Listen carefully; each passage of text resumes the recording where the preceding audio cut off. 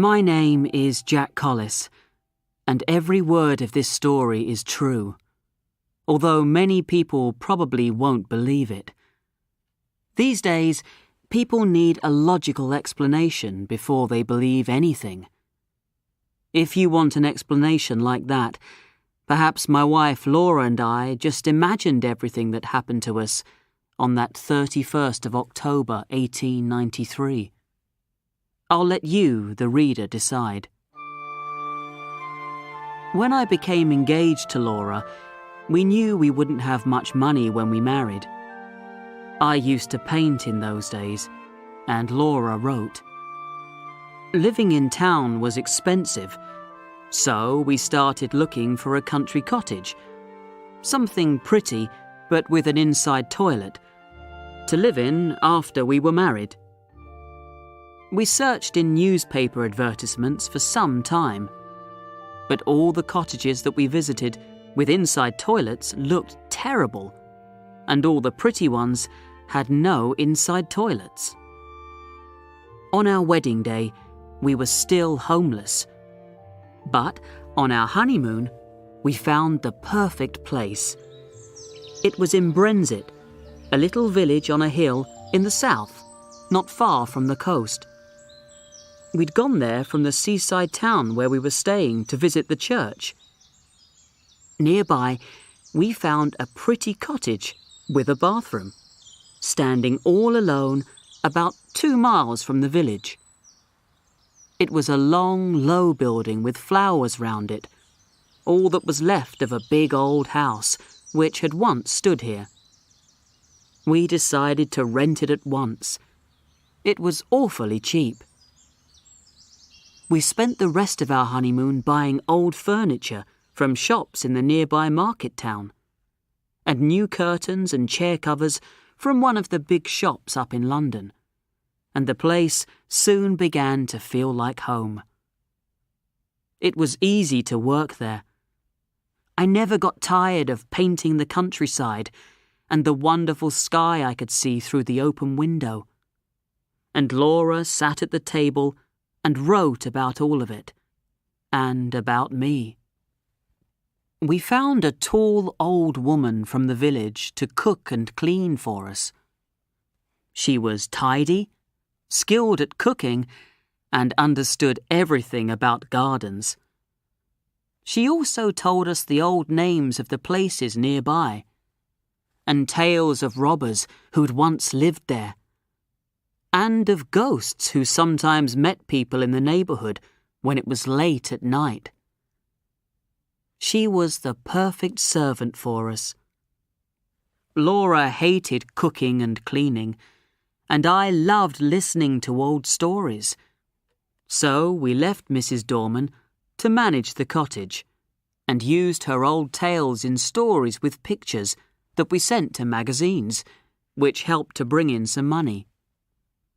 We had 3 months of married happiness and never argued. Then, one October evening, I went to visit our only neighbour, Dr. Kelly, a pleasant Irishman, for a talk and a smoke of my pipe. I left Laura all smiles, writing a funny magazine story about village life. But when I came back, I found her sitting on the window seat, crying. "What's the matter?" I asked. "Oh, Jack, it's Mrs. Dorman," she moaned. "She says she has to go before the end of the month to care for her sick niece. But I don't believe her, because her niece is always ill. I think someone's turned her against us. She seemed so strange when she spoke to me." "Don't worry, dearest," I said. "But don't you see? If she leaves, none of the other villagers will want to come here, and I'll have to cook and wash plates, and you'll have to clean knives and forks, and we won't have time for writing or painting." "I'll speak to Mrs. Dorman when she comes back," I said, trying to calm her down. "Perhaps she wants more money. It'll be all right. Let's walk up to the church." The church was large and lovely, and we enjoyed going there on nights when the moon was full.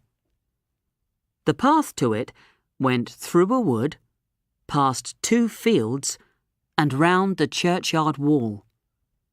It had been the old way they used to take coffins to the church for funerals. There were lots of dark trees in the churchyard. The church door was a heavy wooden one, and the windows were of coloured glass. Inside, there were rows of dark wooden seats, and at the eastern end, there were 2 grey marble figures of old knights in armour, one on each side, lying on their tombs. Strangely, you could always see them, even if the rest of the church was nearly in darkness. Their names were lost in the past, but the villagers said they'd been wild and terrible men, and that one night, in a great storm, lightning had struck their big old house and destroyed it. Interestingly, this was the place where now our cottage stood. For all that, their son's gold had bought them the place in the church where they were buried. Looking at their hard, proud, marble faces, it was easy to believe the story was true. The church looked at its best and strangest that evening. We sat down together without speaking and stared for a time at the fine stone walls around us. We walked over to look at the sleeping knights. Then we went out and rested on the seat by the church door, looking across the fields while the sun went down. As we came away, we felt that even doing the cooking and cleaning ourselves wasn't really so bad. When we arrived home, Mrs. Dorman had come back from the village. I asked her to come into my painting room for a short talk. "Mrs. Dorman," I said when we were alone, "aren't you happy here with us?" "Oh, no, sir. You and your dear lady have always been most kind to me." "Aren't we paying you enough?" "No, sir. I get quite enough." "Then why don't you want to stay with us?" "My niece is ill," she said uneasily. "I must leave before the end of the month." "But your niece has been ill since we arrived." A long, uncomfortable silence followed. I broke it. "Can't you stay for another week?" "No, sir. I must go by Thursday. But perhaps I can come back to you next week." I was now sure all she wanted was a short holiday. "But why must you leave this week?" I asked. She looked nervous and went on slowly. "They say, sir, that this was a big house in the old days, and that many strange, dark things happened here. The owners, when young men, loved nothing better than attacking, robbing and killing both men and women on land and sea. They were dangerous men, sir, and no one stood up against them. So, year by year, they went from bad to worse. In the end, their terrible crimes against nature and all the deaths of the poor little children from the villages nearby brought the lightning down from the sky to destroy them." I was pleased that Laura wasn't in the room with us. She was always nervous, and I felt that these old stories would perhaps make our house less dear to her. "Tell me more, Mrs. Dorman," I said. Please, I'm not like lots of young people these days who laugh at strange things like that. This was true in a way. I loved her stories, although I didn't really believe them. Well, sir, She began in a low voice. perhaps you've seen the two figures in the church. You mean the knights? I said cheerfully. I mean those two bodies man-size in marble. They say that at Halloween, those two bodies sit up and get off their tombs, and that as the church clock strikes 11, they walk in their marble out of the church door, over the graves and along the path. And where do they go? I asked interestedly. They come back here to their house, sir. And if anyone meets them... Well, what happens? I asked. But I couldn't get another word from her, although she warned me. Lock the house early on Halloween, sir, and make the sign of the cross over the door and windows. But who was here at Halloween last year? No one, sir. The lady who owned the house only stayed in the summer and always went to London a full month before the night. I'm sorry to bring trouble to you and your lady, but my niece is ill and I must go on Thursday. She decided she would go, and that nothing we could say would stop her. I didn't tell Laura the tale of the figures that walked in their marble.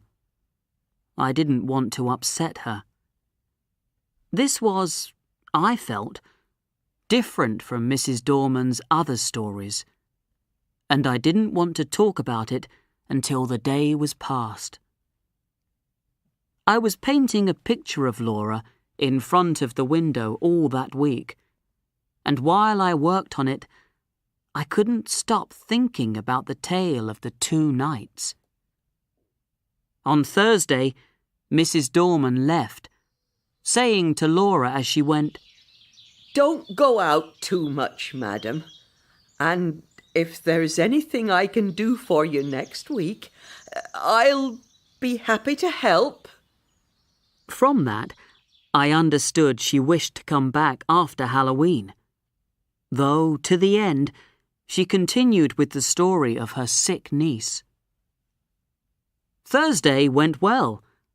Laura cooked a lovely dinner, and I washed the knives, forks and plates not too badly afterwards.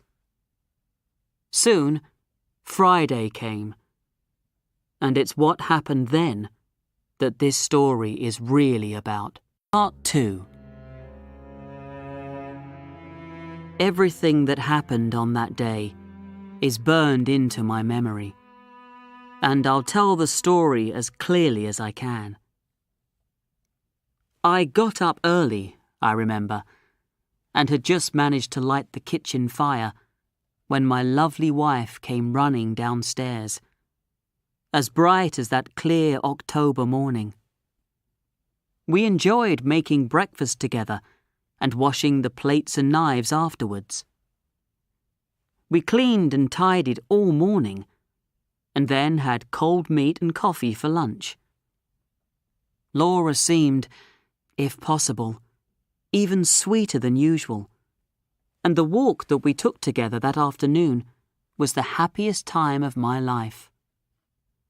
When we'd watched the sun go down and the evening mist thicken in the fields, we came back to the house, silently, hand in hand. "You're sad, dearest," I said, as we sat down together in our little sitting room. Yes, I am. She replied. Or a little uneasy. I don't think I'm very well. I've shivered 2 or 3 times since we came in, And it isn't cold in here, is it? You haven't caught a cold from the mist, have you? I asked her worriedly. I don't think so, she said. Then she added suddenly, Jack, do you ever feel something evil's going to happen? No, I smiled. I don't believe in that kind of thing. I do. She went on. The night my father died, I knew it, although he was far away in the north of Scotland. We sat watching the fire for some time in silence. In the end, she jumped up and kissed me suddenly. Don't worry about me, she said. I'm better now. What a baby I am. Let's play some music together. So we spent a happy hour or two at the piano. At about 10:30, I felt I needed my pipe. Laura looked so white, I felt it would be awful to smoke inside. So I said, I'll take my pipe outside. I'll come too. Not tonight, dearest. Go to bed. You look really tired. I kissed her and was turning to go when she threw her arms round my neck and held me close, saying, I never want to let you go. Don't stay out too long. I won't. I walked slowly out of the front door, leaving it unlocked. What a night it was. The sky was full of dark clouds hurrying by, and a thin mist covered the stars.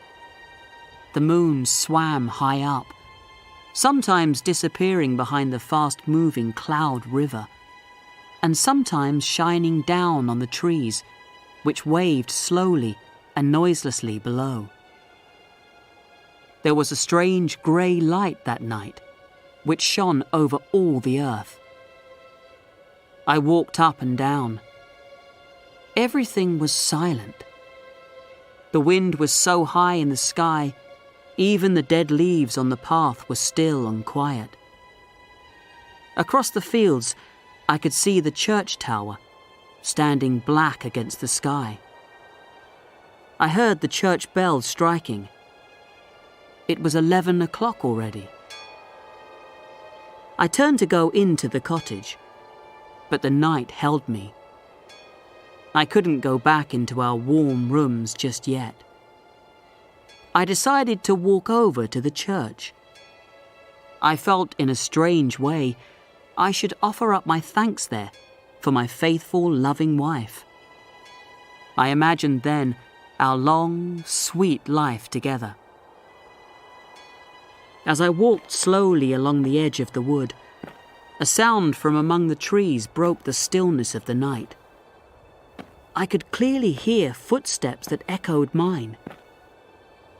It's probably a villager looking for fallen branches for their fire, or hoping to catch some forest animal under cover of darkness, I thought.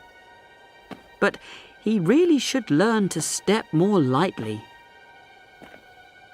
I turned into the wood.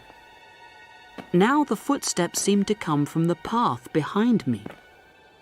It must be an echo, I said to myself. Soon I was crossing the churchyard. I stopped for a while at the seat where Laura and I had watched the sun go down. Then I saw the church door was open. I felt bad about not closing it well on our last visit, for we were the only people who came there, except on Sundays. Then, suddenly, I remembered. This was the day and the hour when the villagers believed the shapes in man-sized marble began to walk. I knew I had to go into the church. I planned to tell Mrs. Dorman I'd seen the knights there at 11 o'clock on Halloween and that her tale was just a crazy story, nothing more. When I walked inside, everything was in darkness. As I went towards the eastern end of the church, it seemed strangely larger. Then, the moon came out and showed me the reason. The man-sized marble bodies were gone. Was I going crazy? I went forward and put my hand out to touch the flat tops of the tombs. Had someone stolen them? A sudden, nameless fear filled my heart, and I shivered. Something unbelievably evil was going to happen, I knew. I ran from the church, biting my lip to stop myself from screaming. I hurried across the fields towards the light that shone from our cottage window. Suddenly, a black figure jumped out of the blackness in front of me. I ran towards it crazily, shouting, "Get out of my way!" But a hand took my arm and held it strongly. The big Irish doctor shook me repeatedly. "Hey there!" he cried. "Let me go!" I shouted. "You don't understand. The marble figures have gone from the church." He laughed long and loud at that. "You've been listening to too many old village tales," he said. "I've seen the empty tombs, I tell you." "Look, come with me. I'm going over to old Palmer's. His daughter's ill. We can stop at the church on the way and you can show me what you think you saw." "All right," I said. He still held my arm as we entered the church and walked to the eastern end of it. I had my eyes closed. I knew that the figures wouldn't be there. I heard Kelly strike a match. "Here they are," said the doctor. "as large as life." I opened my eyes, and by the light of Kelly's match, I saw the two shapes lying in their marble on the tombs. "Thank you," I said. Perhaps it was a trick of the light, or perhaps I've been working too hard. I can't understand it. I was sure they were gone. I know. Just don't let your thoughts run away with you. He was looking closely at the figure on the right, whose stony face was the most evil and deadly. "Will you look at that?" he said, pointing. "The hand on this one's broken." He was right. But I was sure that the last time Laura and I had been there, it had been perfect. "Perhaps someone was trying to steal them," he said calmly. That still doesn't explain what I thought I saw. "Too much painting and too much of your old pipe explains that." He laughed. "Let's go," I said, feeling a little better. "My wife will be worried. Come and have a glass of whiskey with me. We'll drink to logical explanations and to hell with ghosts." "All right. It's late. I'll go to old Palmer's in the morning," he replied. Perhaps he thought that I needed his help more than Palmer's daughter. So, talking of different explanations for ghosts, we walked back to our cottage. As we came nearer, I saw the light shining out of the front door. The sitting room door was open too. Had Laura gone out? "Come in," I said, and Dr. Kelly followed me into the sitting room. It was brightly lit by candles all over the place. Light, I remembered, was Laura's answer to nervousness. Poor girl, I thought. I'd been so stupid to leave her. But where was she?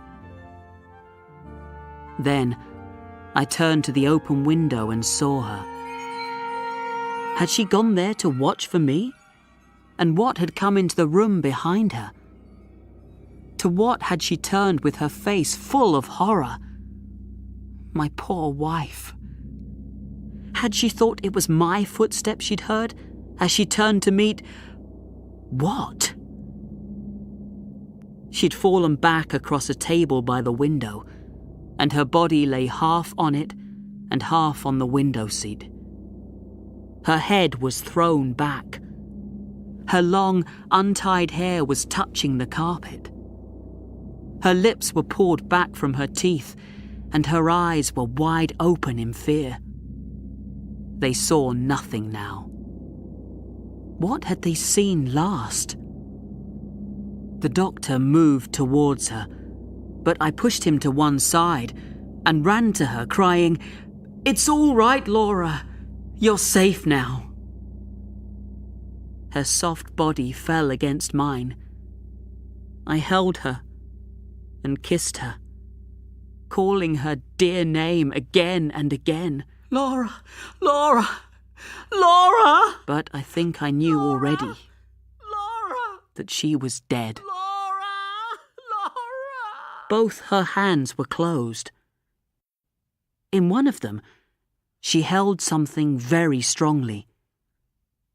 When I was quite sure she was dead, and that nothing mattered anymore, I let Dr. Kelly open that hand to see what it held.